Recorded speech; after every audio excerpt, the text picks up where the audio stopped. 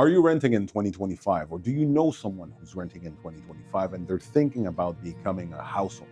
Well, this video is exactly for you, because if you're not owning a house in 2025, you might never be able to become one. My name is Jonathan Cabana, your real estate for the Greater Montreal, and if you're looking to sell, buy, invest, or relocate, all the information are in the description. Just give me a call so we can ask ourselves a couple of questions to see how I can possibly help you out. In the meantime, cue intro and see you on the other side.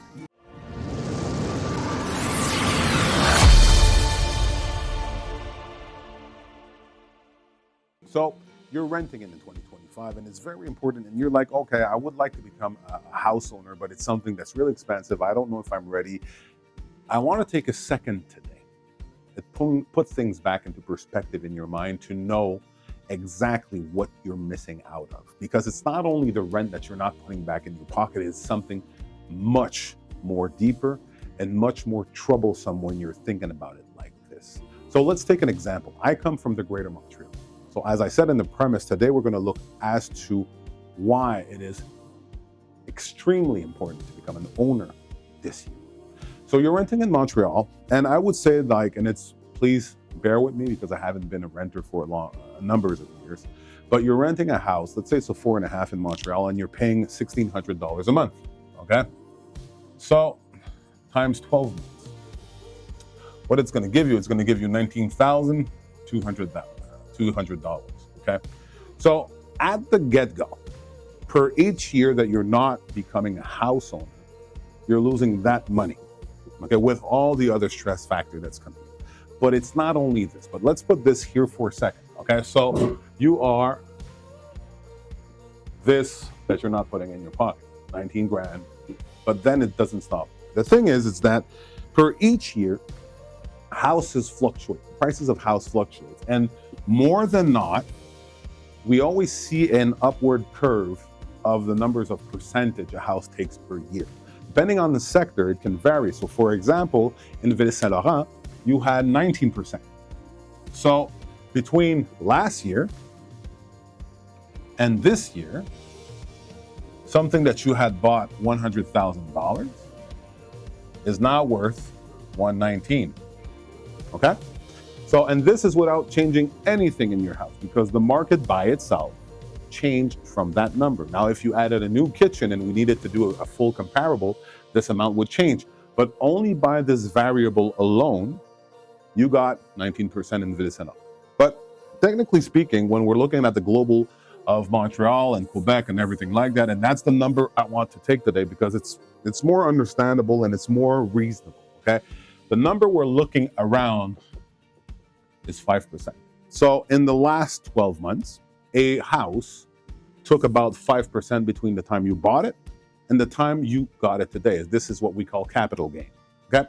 So now in Montreal, the minimum that you're gonna get for a house that would need a lot of repairs is around 400K, okay? So 400K for a house. Now, if you do the maths rapidly, so you have 400K that you need to put up to the span of 1 year at 5%, because that's how the market took. So we got a gain between last year in 2024 to 2025 of 5%. So this house last year that you bought 400K is now worth 420. All right? This is as important and adds to the fact that you paid somebody rent $19,200. So you didn't lose 19K. You actually lost 39K. This is the gain in capital that you're not going to be able to upgrade your house.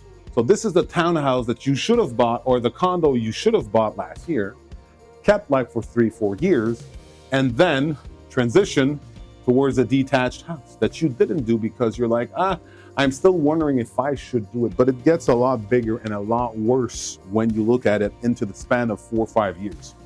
So we're still going to take the 19K a year that you didn't pay in rent, okay? So you got the 19K here. Well, 19K, let's round it up, okay? Then you've got that house that you paid $400K. And now we're going to look at it through a span of 4 years. Okay? No, not 3, but 4 years. Okay? So this being said, it's a 20% upgrade in the span of 4 years that you didn't benefit from because you were renting instead of owning a house. So again, if you do the maths, okay, so you got a 4-year at 20%. And the truth is, it's like some years, it can actually be 7. The other one could be 3. So I want to give you a fixed number. The other one, depending in COVID, in 2020, it was 25. And in 2021, it was also 25%. So it varies, but I want to keep it numbers that are sane. So roughly 5% per year, 4 year, let's put 20%. This house that you would have bought $400K back then would now be worth $480. So you have an $80K here that you don't have in capital gain, plus roughly $80K here that you gave into rent to somebody else. So you're talking about $160K that you do not have in your pockets, which you haven't paid back to your home to actually transition to a better home, to a better place, to start from a condo. Because let's be honest, and let's take this route for a second. New homeowners, and it's extremely important to understand this, and that's what I always say to people who just started looking to buy in the market of today. Unfortunately, and it's sad to say, but unless you have a huge amount of cash down and you have a good job already on the get-go, you're going to need your parents' help, or you're going to need to stop thinking that your first house needs to be your dream house. It doesn't exist anymore, or rarely. You're going to have to start with a condo, probably. That's how you're going to put your foot into the market. And what's going to happen is you're going to start here. Then 1 year, 2 years later, you're going to be at this amount here where you're going to probably be able to, let's say, buy a semi because it has a bigger and a better resale value. So you've been here for 2 years. You actually gained some capital gain on your condo, and you also paid a part of it. And then you're able enough to transition from there to here, and probably another 2 year again, or 3 years again, you're going to be able to go with a detached house. So that is how today, as a new home buyer, you need to look at the market. Why? Because if you don't, and you're not prepared for that latter step to do, like step 1, step 2, step 3, you are never going to be able to buy. You're never going to pull the trigger, and you're always going to be stuck on the fence saying, well, maybe I'm looking for this. I want to make sure I have everything. And the thing that's going to happen is like 1 year is going to pass, 2 years is going to pass, 5 years is going to pass, and you're still going to be renting and losing that money here. This is why that it's super important to become a house owner in 2025. This is why that you need to decide today that it is fearful.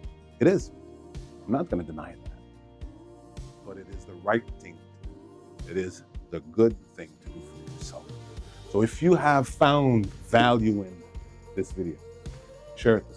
If you feel that it can actually help somebody out, let them know about this and how I can help them out. My name is Jonathan Cabana, and if you need your help with your project in the 9 days or 90 days, just give me a call so I can actually help you out and we can ask ourselves a couple of questions. In the meantime, do take care, and remember that it's your dream, your project, our strategy. Jonathan Cabana, your realtor. Take care.